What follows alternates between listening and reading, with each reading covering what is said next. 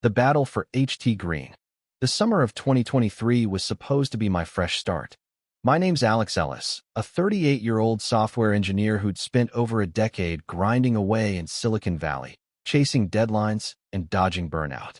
I'd saved every penny, cashed in my stock options, and finally bought my dream. A two-story bungalow on the edge of HT Green Lake, a shimmering gem tucked in the rolling hills of a small California town. The lake was everything crystal clear water fed by underground springs, fringed with ancient oaks and soft sandy shores. My new home came with a weathered wooden dock, jutting out like a handshake from the past, built back in the 1970s when the house was first erected. I could already picture it. Mornings with black coffee on the wraparound porch, afternoons casting a line for base, evenings watching the sun sink into the water, painting the sky in hues of fire and gold. The deed was airtighter, so I thought. It clearly stated the lake bordered my property, with rights to the dock and water access included. I'd even paid a lawyer to double-check before signing. This was my slice of paradise, my escape from the chaos of city life. HT Green was a planned community, with neat rows of houses, matching mailboxes, and lawns trimmed to military precision. It was governed by the HT Green Homeowners Association, a name that didn't raise any red flags at first. I'd heard the horror stories HOAs finding people for unapproved paint colors or too tall grass, but I figured I'd fly under the radar. Keep the house tidy, don't rock the boat, and we'd get along fine. I wasn't here to make enemies. I just wanted peace. That peace lasted 6 weeks. One humid afternoon in July, as I sat on the porch tinkering with an old fishing reel, a black SUV rolled up to my driveway. Out stepped Harold Jenkins, president of the HOA, dressed in a suit so crisp it could have cut paper. He didn't smile, didn't offer a handshake, just clutched a stack of papers and fixed me with a stare like I was a tenant late on rent. "Mr. Ellis," he said, voice sharp as a knife, "I'm here about your lake. HT Green is a community asset, governed by our covenants, conditions, and restrictions CC and RS, if you're unfamiliar. Your dock and any personal use of the lake are unauthorized. You'll get a formal notice, but I'm giving you 1 week to remove that dock."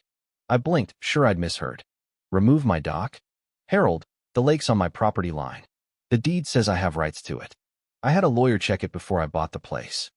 He smirked, and let me tell you, deeds are irrelevant, son. Our CC and RS supersede that. The lake enhances property values for the entire community up 20% last year, no small feat. We're planning a pavilion, benches, maybe a communal boat launch. Your dock's in the way. Noncompliance means fines. $100 a day, starting Monday. I stood there, speechless, as he climbed back into his SUV and drove off. Fines? A pavilion? This wasn't just about a dock, it was about them claiming my lake. The lake I'd fallen in love with, the one I'd pictured my future kids playing in, the one I'd built my entire move around. I went inside, dug out the deed, and read it again. Clear as day, the lake's western shore was mine, along with water access and the dock.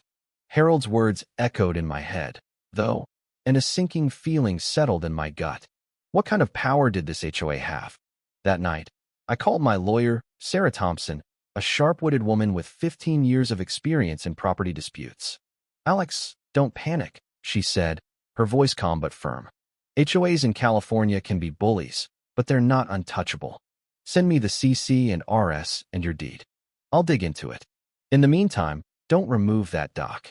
While Sarah worked, the HOA didn't waste time. By Monday, a certified letter arrived, repeating Harold's demands: remove the dock or face escalating fines. By Wednesday, they'd posted no trespassing signs along my Shoremi shore, with the HOA's logo stamped on them. Neighbors started whispering. Some, like Mike, a burly contractor who lived 2 houses down, gave me sympathetic nods. "HOAs are a racket," he muttered one morning at the mailbox. "They fined me last year for painting my garage too blue. Hang in there." Others weren't so kind. Karen Phelps, a member of the HOA board, cornered me at the grocery store. "Alex, you're causing trouble," she said, her voice dripping with condescension. "The lake's for everyone. Your selfish claim is lowering our property values." Selfish? I wanted to scream. Instead, I smiled tightly and walked away, my mind racing. That evening, I visited my neighbor Rita, a retired teacher in her 60s with a garden that could have graced a magazine cover. Over iced tea on her porch, she spilled the dirt on Harold and the HOA. "They've done this before," she said, lowering her voice like we were plotting a heist. 2 years ago, they forced the Parkers to give up their lake access for a community benefit. Harold's got ties to Clearwater Developments, a local real estate firm. Word is, he's pushing this pavilion to funnel money to them and maybe to his own pocket. Rita's words lit a fire in me. "You should dig into old records," she added, sipping her tea. "This area was farmland before the subdivision. There's history buried in those files." I took her advice. That weekend, I drove to the county records office, a dusty old building with creaky floors and the faint smell of mildew. I spent hours hunched over microfilm and digital archives, combing through plats, deeds, and utility maps from the 1950s. That's when I found the Achilles heel that would turn the tide. Buried in a folder labeled HT Green Irrigation, I discovered a 1952 utility map. Back then, the land was part of a sprawling ranch, and the lake wasn't natural. It was a man-made reservoir, dammed to store water for crops. Running directly under the lake bed, straight through what was now my property, was a forgotten cast-iron pipeline. This wasn't just any pipe. It carried water from upstream springs, and it came with state-granted water rights, predating the subdivision by decades. The kicker? When the developers carved up the land in the 1980s, they'd overlooked this pipeline entirely. It wasn't mentioned in the HOA's CC and RS because they didn't know it existed. Those water rights gave me, the landowner, exclusive control over the lake's water source. My heart pounded as I printed the map. This wasn't just a loophole, it was a bombshell. In California, water rights are sacred, often more powerful than property deeds or HOA rules. If I could prove the pipeline's existence and my claim to it, the HOA's grip on the lake would crumble. Without that water, their precious community asset would dry up like a desert mirage. Proving it, though, meant more than old paper. I needed physical evidence. I called Tom Whitaker, a grizzled surveyor who'd mapped half the county. Tom was in his late 50s, with a silver beard and a no-nonsense attitude. "Water rights, huh?" he said, squinting at the map over coffee at a local diner. "If that pipe's still there, it's gold. Let's find it." We rented a small boat and spent a Saturday scanning the lake bed with ground-penetrating radar. The water was choppy, the sun relentless, but Tom's equipment didn't lie. There it was, a clear outline of the pipeline, snaking under the lake exactly where the map said. "This thing's a relic," Tom said, whistling. "Probably hasn't been touched since Eisenhower. But it's active, still feeding the lake from those springs 5 miles upstream." I felt like I'd struck oil. Sarah was thrilled when I showed her the scans. "This is huge, Alex," she said, her eyes gleaming. "The HOA's oversight is colossal. They built their whole community lake plan on a foundation of sand. We'll draft a cease and desist letter and demand they retract their claims." The letter went out Monday, citing the pipeline and my water rights. Harold's response was a smug email. "The HOA will address your frivolous concerns at an emergency board meeting this Friday. Be prepared to comply." Frivolous? I wanted to laugh. Instead, I spent the week preparing with Sarah, gathering every scrap of evidence. The 1952 map, Tom's radar scans, historical water rights records from the state. I also started talking to neighbors, hoping to rally support. Mike was on board, offering to speak at the meeting. "I'm sick of Harold's power trips," he said. Rita promised to spread the word discreetly. But others, like Karen and her clique, shot me icy glares. One night, I found an anonymous note in my mailbox. "Back off or regret it." My stomach churned, but I wasn't backing down. The Friday meeting was held in the community center, a sterile room with flickering fluorescent lights and rows of folding chairs. About 50 neighbors showed up, the air thick with tension. Harold sat at the head table, flanked by the board, mostly retirees with too much time and too little patience. Karen was there, arms crossed, looking like she'd already convicted me. Harold banged a gavel, his face a mask of authority. "Order. We're here to address Mr. Ellis's baseless challenge to our lake management plan." "Baseless?" I stood, my knees shaky but my voice steady. "It's not baseless, Harold. You've claimed a lake that's legally mine. Your CC and RS don't mention the pipeline under the Lakia pipeline tied to water rights from 1952, granted to this property. I control the water source. You seize my lake, I can shut off the flow.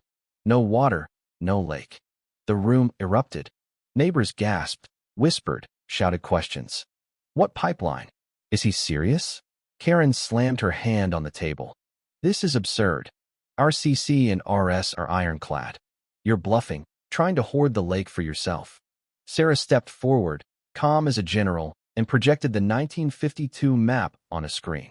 Ladies and gentlemen, let's talk facts. This pipeline predates your subdivision. It grants Mr. Ellis state-protected water rights, which your CC and RS don't address. The HOA's claim is invalid. You've overlooked a critical detail in your rush to control this lake. Harold's face turned the color of a ripe tomato. What pipeline? This is nonsense. We'd know about it. Would you? I shot back, adrenaline pumping. Your developers cut corners. They missed the records. Now, if you don't back off, I can legally divert that water. Imagine your pavilion sitting on a mudflat. The meeting descended into chaos. Rita stood up, her voice cutting through the noise. Harold, you've bullied this community long enough.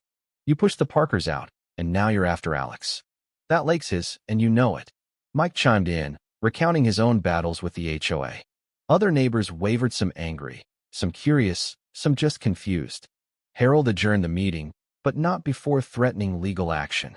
We'll see you in court, Ellis, he spat as he stormed out. The next few weeks were a pressure cooker. The HOA doubled down, sending more violation notices and hiking the fines to $500 a week. Someone slashed the tires on my truck one night, not provable, but I had my suspicions. Anonymous notes kept appearing. You're making enemies. Drop this or lose everything. I barely slept, my dreams haunted by visions of losing my home, my lake, my fresh start. Sarah kept me grounded. They're scared, she said. They know they're on shaky ground. Stay focused. She was right, but the HOA wasn't going down without a fight. They hired a high-priced lawyer from Sacramento, a slick guy named Victor Lang who filed motions to delay and discredit my claims. The pipeline's irrelevant, Victor argued in a preliminary hearing. The CC and RS govern the lake's surface, not its source. Sarah countered with a stack of case law, showing that water rights in California trump most local regulations. The judge, a no-nonsense woman named Elena Ramirez, didn't rule yet, but ordered a full hearing in 2 months. In the meantime, I dug deeper. With Sarah's help, I uncovered another bombshell. The pipeline wasn't just for irrigation. It connected to a state-protected aquifer. Any attempt to alter or block it could violate environmental laws, with fines up to $10,000 a day. This was bigger than my lake height could sink the HOA entirely.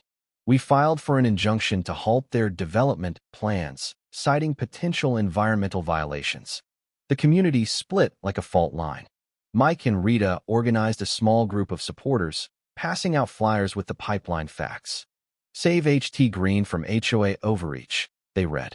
But Karen and her allies allied themselves with Harold, spreading rumors that I was a greedy outsider trying to ruin the neighborhood.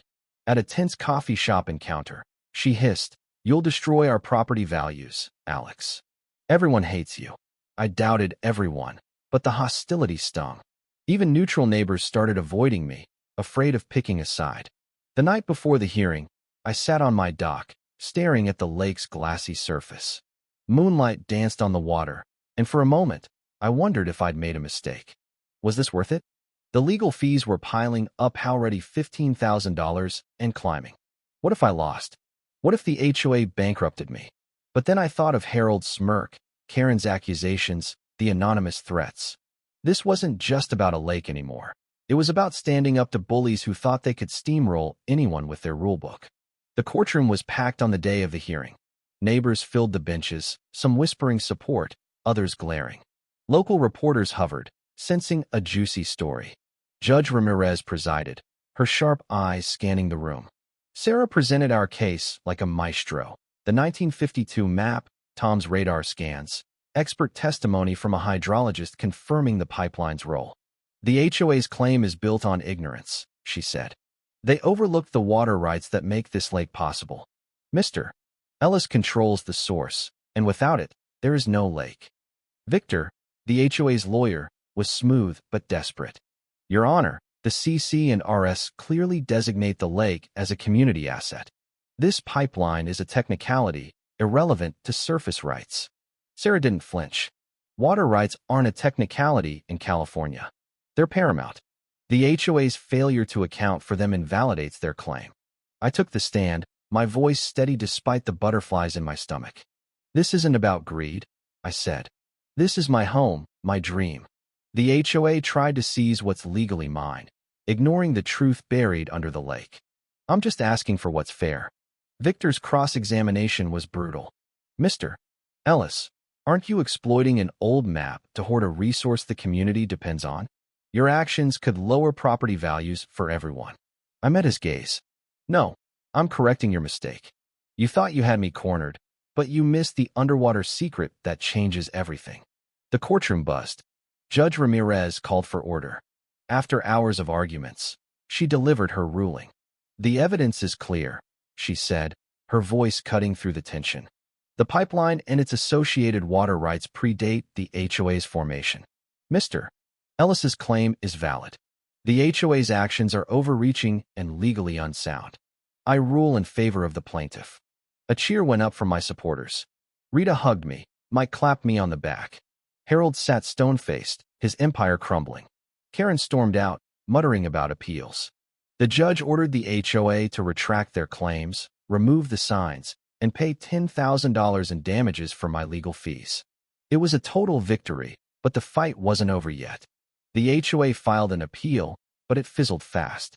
The legal costs were too high, and the bad press local papers ran headlines like HT Green HOA overreaches, loses lake battle, made them back off. Harold resigned a month later, replaced by a new board that promised transparency.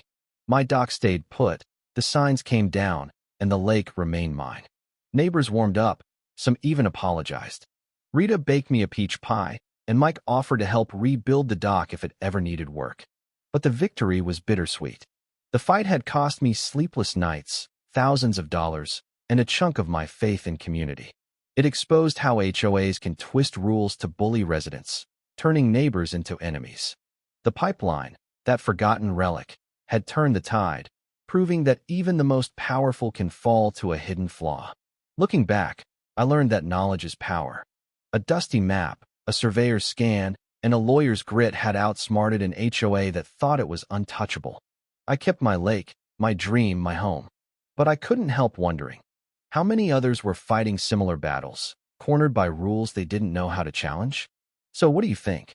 Are HOAs out-of-control tyrants that need stricter oversight, or do they protect property values at all costs? Have you ever taken on an HOA and won or lost? Should water rights always trump community rules, even if it means one person controls what many want to enjoy? What about the ethics of using a legal loophole to win? Did I go too far, or was it justified against a bully like Harold? Drop your stories in the comments. Hit that like button if this fired you up, and subscribe for more tales of everyday rebellions. Let's debate this. I am reading every comment.